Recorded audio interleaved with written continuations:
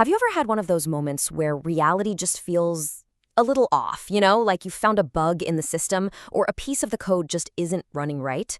Well, it turns out our own minds and even the way we behave in groups can create some seriously strange glitches. So today, we're going to dive into a few of the most common errors in the human experience. Okay, let's start with a little test. I want you to picture Pikachu right now. Come on, you know him, the most famous Pokemon on the planet. You've seen him a million times. Now, in your mind, look at his tail. Does it have a black tip on the end? Just a simple yes or no. If you said yes, well, you're not alone, but you're also wrong.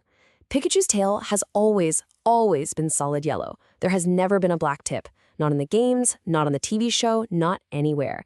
And yet millions of people would swear they remember it. All right, let's try another one. This one's a classic. Think about the Monopoly man. You know, the guy, rich Uncle Pennybags. You can see him so clearly, can't you? The top hat, the little suit, the mustache, and he's looking at you through a monocle, right? Nope, no monocle. He's never had one. Seriously, go look it up. It's another one of those little details that feels so completely real, but it just isn't. So what in the world is going on here? Well, what you just experienced has a name. It's called the Mandela effect. And it's this incredibly weird phenomenon where huge groups of people, we're talking millions, all share the exact same false memory about something that never actually happened or existed. And yeah, the name itself comes from maybe the most famous example of all. So many people vividly remember Nelson Mandela dying in prison back in the 1980s. They remember seeing it on the news, the whole thing. But of course, that never happened. He was released, became the president of South Africa, and lived all the way until 2013. So how does this even happen? Well, the scientific explanation is pretty straightforward. Human memory just isn't perfect. In fact, it's really faulty. False memories can be created pretty easily, and they can spread from person to person, kind of like a social virus. But then there's the more speculative, sci-fi idea. Some people think these aren't memory errors at all, but proof that we're shifting between alternate realities. And these false memories are just leftover conflicts. All right, so that's a glitch in our shared past. Let's switch gears to a glitch that's way more personal. It's that spooky feeling when you walk into a place for the first time, but you're hit with this overwhelming sense of familiarity, like you know exactly what's about to happen. Of course, we're talking about déjà vu, that powerful, almost eerie sensation that you have lived this exact moment before.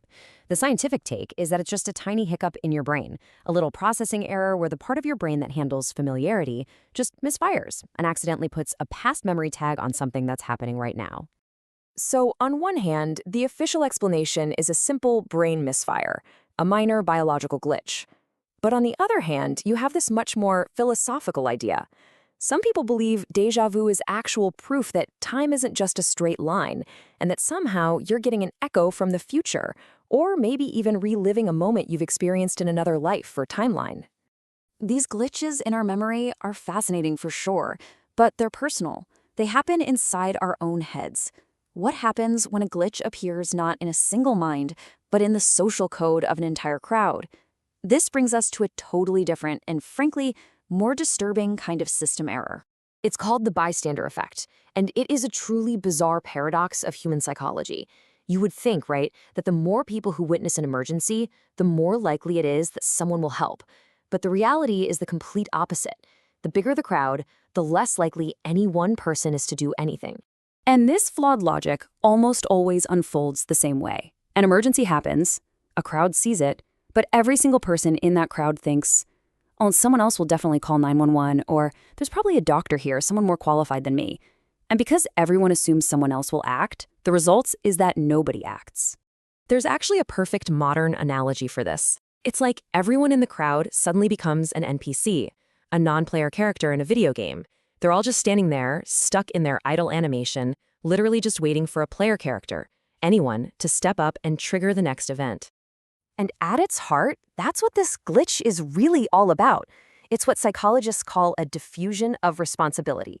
It's this weird social paralysis where the fear of doing the wrong thing or just assuming someone else is better suited for the job completely freezes everyone in place.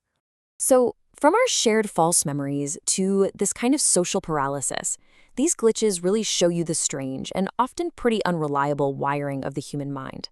And it all leaves you with this one final, kind of unsettling question. The next time you're in a crowd, look around. Can you really be sure that everyone else is playing the same game as you?